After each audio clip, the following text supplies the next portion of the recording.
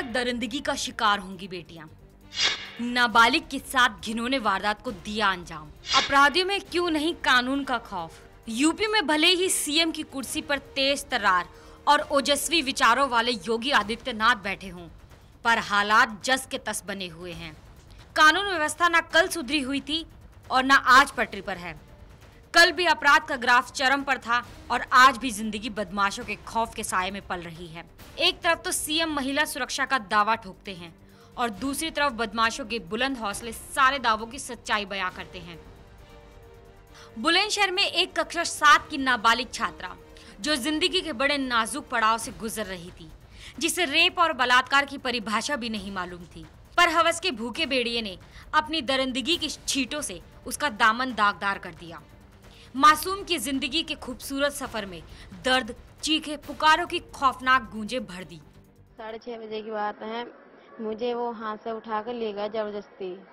अपने दोस्त के कमरे पर रखा उसके दोस्त से अपने चाबी लेके मुझे 3 दिन रखा अपने कमरे पे। फिर मैं चौथे दिन यहाँ से निकल के भाग कर आई थी। मेरे साथ बदतमीजी करी। घर से स्कूल गई छात्रा जब शाम तक वापस नहीं आई तो पिता की फिक्र बढ़ गई।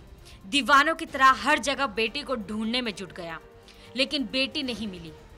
3 दिन के बाद जब बेटी वापस आई तो राहत तो मिली, लेकिन उसकी दास्तान ने पूरे परिवार को सदमे में डाल दिया। खौफनाक मंजर का उसने पूरा आलम बताया कि एक युवक रास्ते में उसको अपहरण करके ले गया था, जिसके बाद उसको बंधक बनाकर उसने 3 दिन तक घिनौनी वारदात को अंजाम दिया। स्कूल टीसी कटवाने के लिए आई थी, वो छुट्टी निकली उस दिन, उसे मालूम नहीं था ना हमें, और वो आजाद नाम का लड़का उसे बैला फसला कर ले गया। उसके साथ जो भी गलत काम करा होगा वो करा उसने। 27 में आई है लौट कर। ये है। क्या बताया था लड़की ने, कहाँ रही? ये बताया था मोखेड़ गांव में रही। कमरा भी दिखाया लड़की ने कल।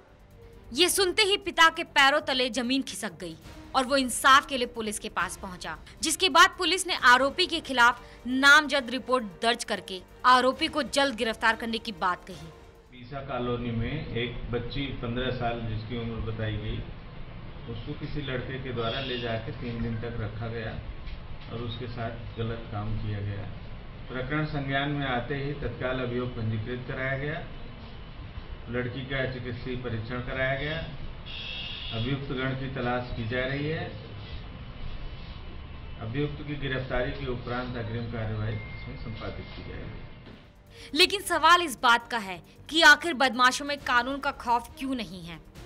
अपराधियों के हौसले इतने बुलंद क्यों हैं? क्यों इन वहशी दरिंदों के खिलाफ सख्त कार्रवाई नहीं होती?